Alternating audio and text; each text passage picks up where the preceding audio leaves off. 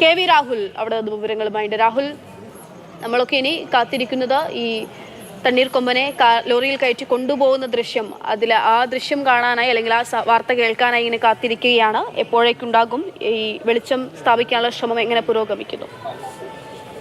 പക്ഷെ അതായത് നമ്മളിവിടെ ഈ ദൗത്യത്തിൽ ഉൾപ്പെട്ടിട്ടുള്ള ഉദ്യോഗസ്ഥരോട് സംസാരിച്ചിരുന്നു. അവർ പറയുന്നത് വെളിച്ചം ഇല്ലാത്തത് കൊണ്ടല്ല, വെളിച്ചം പരമാവധി കുറച്ച് ഉപയോഗിക്കുന്നു എന്നതാണ്. അതായത് ഈ തണ്ണീർക്കൊമ്പൻ മയക്കത്തിലാണ്. അധികം വെളിച്ചം ഉപയോഗിച്ചു കഴിഞ്ഞാൽ ഈ മയക്കം വെടിയാനുള്ള സാധ്യതയുണ്ട് എന്നതുകൊണ്ട് വെളിച്ചം വളരെ കുറച്ച് ഉപയോഗിക്കുന്നു എന്നാണ് ഉദ്യോഗസ്ഥർ പറയുന്നത്. അതുകൊണ്ട് ക്യാമറയുടെ ഫ്ലാഷ് പോലും ഉപയോഗിക്കരുത് എന്ന് അവർ നിർദ്ദേശിച്ചിട്ടുണ്ട്. അതും നമ്മൾ പാലിച്ച് മാറി നിൽക്കുകയാണ്. ദൗത്യം പുരോഗമിച്ചുകൊണ്ടിരിക്കുകയാണ്.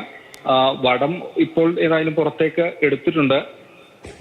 ഈ ആനയെ തിരിച്ചു കൊണ്ടുപോകാനുള്ള എലിഫന്റ് ആംബുലൻസ് സ്ഥലത്തേക്ക് വന്നിട്ടുണ്ട്. അതിന് കയറി വരാൻ വഴിയില്ലാത്തത് ഒരു ഘട്ടത്തിൽ പ്രതിസന്ധിയായിരുന്നു. മണ്ണുമാന്തി യന്ത്രം ഉപയോഗിച്ച് ആ വഴി സജ്ജമാക്കിയിട്ടുണ്ട്. അതിനുശേഷം ഈ എലിഫന്റ് ആംബുലൻസ് അത് മുകളിലേക്ക് കയറ്റിയിട്ടുണ്ട്. ഒപ്പം നമ്മുടെ 3 കുങ്കി ആനകളും എലിഫന്റ് ആംബുലൻസിന്റെ തൊട്ടടുത്തായി തന്നെ ഉണ്ട്. കോന്നി സുരേന്ദ്രൻ, സൂര്യ, വിക്രം എന്നിവർ.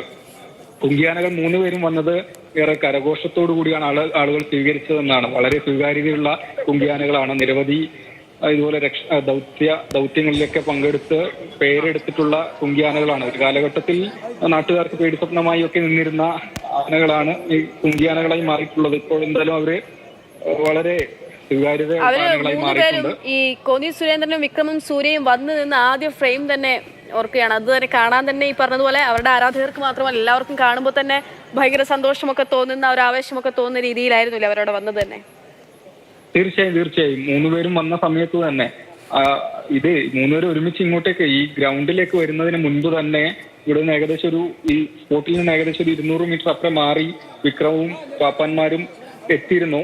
അതിനുശേഷമാണ് മറ്റുള്ള ആനകളെ കൊണ്ടുവന്നത്. 3 പേര് ഒരുമിച്ച് ഇവിടെ നമ്മുടെ ഈ ദൗത്യം നടക്കുന്ന ഗ്രൗണ്ടിലേക്ക് വന്നു. അവരേതായാലും മറ്റു പ്രവർത്തനങ്ങളിൽ ഒന്നും തന്നെ ഏർപ്പെട്ടിട്ടില്ല. 3 പേരും വന്നത് മുതൽ നമ്മൾ ആ ദൃശ്യങ്ങളിൽ കാണിച്ച സ്ഥലത്ത് തന്നെ നിലയുറപ്പിച്ചു നിൽക്കുകയാണ്. മുകളിൽ പാപ്പാന്മാരുണ്ട്. ഈ കാട്ടാനയാണ് ഇവിടെ വന്ന് ഇതുപോലെ പെട്ടിരിക്കുന്നത് എന്നുകൊണ്ട് കാണാൻ നിരോധനാജ്ഞയൊക്കെ ഉണ്ടെങ്കിലും കാണാൻ വേണ്ടി കൂടുതൽ ആളുകൾ എത്തിച്ചേരുന്നുണ്ട്. അപ്പം അവരെ നിയന്ത്രിക്കാൻ പോലീസും അതുപോലെ വനം വകുപ്പിന്റെ ഉദ്യോഗസ്ഥരും പെടാപ്പെടുന്ന ഒരു സാഹചര്യം കൂടിയാണ്. കുങ്കിയാനകളുടെ സമീപത്തേക്ക് പോകാതിരിക്കാൻ പ്രത്യേകിച്ചുള്ള ശ്രദ്ധയുമുണ്ട്. കാരണം നിങ്ങൾ പറഞ്ഞതുപോലെ കുങ്കിയാനകളാണ് പൂർണ്ണമായി ഇണങ്ങിയെന്ന് പറയാൻ കഴിയില്ല.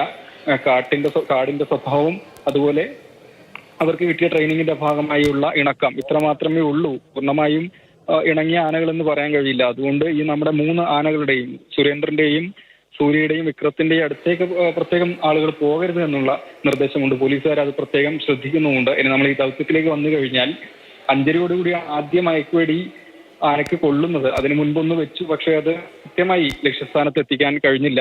2ാമത് ഡോസ് മയക്കുവെടി അത് ആനയുടെ ഇടത് കാലിന്റെ പിൻഭാഗത്തായി കൊണ്ടു. 3ാമത് ഒന്ന് വെച്ചു, അതും കൊണ്ടില്ല. 4ാമതായി വെച്ച ഡോസാണ് വലത് കാലിന്റെ മുകൾ വശത്തായി കൊണ്ടത്. അതിനുശേഷം ആന മയക്കത്തിലേക്ക് വന്നു. പക്ഷെ സമയം കഴിഞ്ഞപ്പോൾ പൂർണ്ണമായും ഒരു മയക്കത്തിലേക്ക് വന്നു എന്ന് പറയാൻ കഴിയില്ല. ആനയെ ഇങ്ങനെ ഒരു നിൽക്കുന്ന ആ ഒരു പൊസിഷൻ തിരിക്കണം. ആനയുടെ മസ്തകം ഉദ്യോഗസ്ഥർ ഉദ്ദേശിച്ച ഭാഗത്തിന് നേരെ വിപരീതമായാണ് നിന്നത്. അപ്പോൾ ആ തിരിക്കാൻ വേണ്ടി നിരവധി തവണ പടക്കം പൊട്ടിച്ചു. ഈ ശബ്ദം കേട്ട് ആന തിരിയുന്നതിന് വേണ്ടി. അപ്പോൾ ഈ ശബ്ദം ഉണ്ടായ സമയത്ത് ആന ഒന്ന് മുന്നോട്ട് മൂവ് ചെയ്തു. അപ്പോൾ പൂർണ്ണമായും ഒരു മയക്കത്തിലേക്ക് വന്നില്ല എന്നൊരു വിലയിരുത്തലിൽ ഉദ്യോഗസ്ഥർ വന്നു. അപ്പോൾ വീണ്ടും മയക്കു ഡോസ് നൽകേണ്ടതുണ്ടോ, ബൂസ്റ്റർ ഡോസ് നൽകേണ്ടതുണ്ടോ എന്നൊരു ആലോചന ഉണ്ടായിരുന്നു. അത് പിന്നീട് നൽകിയോ എന്ന കാര്യത്തിൽ പൂർണ്ണമായും വ്യക്തതയില്ല, ഇരുട്ടായത് കൊണ്ട് തന്നെ. ഇപ്പോൾ എന്തായാലും തണ്ണീർക്കൊമ്പൻ മയക്കത്തിലാണ്. ഒരു പകൽ മുഴുവൻ നാടിനെ വിറപ്പിച്ചു. ശാന്ത സ്വഭാവക്കാരനായിരുന്നു. മറ്റു അനിഷ്ട സംഭവങ്ങളൊന്നും ഉണ്ടാക്കിയില്ല എങ്കിൽ തന്നെയും നഗരമധ്യത്തിൽ ഒരു കാട്ടാന നിലയുറപ്പിക്കുക എന്ന് പറയുന്നത് തന്നെ ആളുകളെയൊക്കെ സംബന്ധിച്ച് ഏറെ ആശങ്കയുള്ളതാണ്. അപ്പോൾ അങ്ങനെ ആശങ്കയുടെ മുൾമുനയിൽ നിർത്തിയ ആന ഇപ്പോൾ ശാന്ത സ്വഭാവക്കാരനായി അവിടെ നിൽക്കുകയാണ്. അതിന് ആനയെ കൊണ്ടുപോകുന്നതിനുള്ള എലിഫന്റ് ആംബുലൻസ് ഉണ്ട്.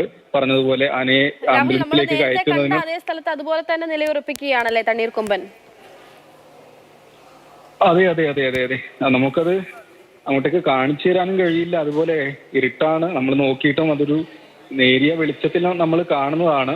അപ്പോൾ ഏതായാലും പക്ഷേ നമുക്ക് ദൃശ്യങ്ങൾ കാണിച്ചു തരാൻ പറ്റുന്നില്ല എന്നത് എന്നതിലുള്ള സങ്കടമുണ്ട്. പക്ഷെ എന്താണ് പറയാ, ഇപ്പോൾ മണ്ണുമാന്തി യന്ത്രം വീണ്ടും അങ്ങോട്ടേക്ക് വഴിവെട്ടുന്നതിനുള്ള പ്രവൃത്തി ആരംഭിച്ചിരിക്കുകയാണ്. അതായത് ആന മയങ്ങി നിൽക്കുന്ന സ്ഥലത്തേക്ക് വഴിവെട്ടുന്നതിന് മണ്ണുമാന്തി യന്ത്രം വീണ്ടും പ്രവൃത്തി തുടങ്ങിയിട്ടുണ്ട്. ആ വഴി ഉണ്ടാക്കിയതിനു ശേഷമാണ് നമ്മുടെ കുങ്കിയാനകളെ അങ്ങോട്ടേക്ക് ഇറക്കുക. വടമൊക്കെ ഉപയോഗിച്ച് തണ്ണീർക്കൊമ്പനെ ക്രമത്തിലൂടെ ഈ ലോറിയല്ല ഈ എലിഫന്റ് ആംബുലൻസിലേക്ക് കയറ്റാലും ഞാൻ പറഞ്ഞതിൽ മറ്റൊരു ചെറിയൊരു തിരുത്തുണ്ട്. 3 കുങ്കിയാനകൾ നമ്മുടെ തണ്ണീർക്കൊമ്പനെ ലക്ഷ്യമാക്കി പോയിട്ടില്ല. ഒരാൾ ഇവിടെ മാറി നിൽക്കുന്നുണ്ട്. 2 പേരാണ് ആനയുടെ അടുത്തേക്ക് പോയിട്ടുള്ളത്. 2 കുങ്കിയാനകൾ തണ്ണീർക്കൊമ്പന്റെ ഭാഗത്തേക്ക് പോയിട്ടുണ്ട്. ആനയെ എലിഫന്റ് ആംബുലൻസിൽ കയറ്റേണ്ട ചുമതല പ്രവൃത്തി ചെയ്യുക 2 കുങ്കിയാനകൾ ചേർന്നാണ്. ആവശ്യമെങ്കിൽ 3ാമത്തെ കുങ്കിയാനയെ കൂടി അങ്ങോട്ടേക്ക് വിടും എന്നാണ് പറയുന്നത്. ശരി രാഹുൽ.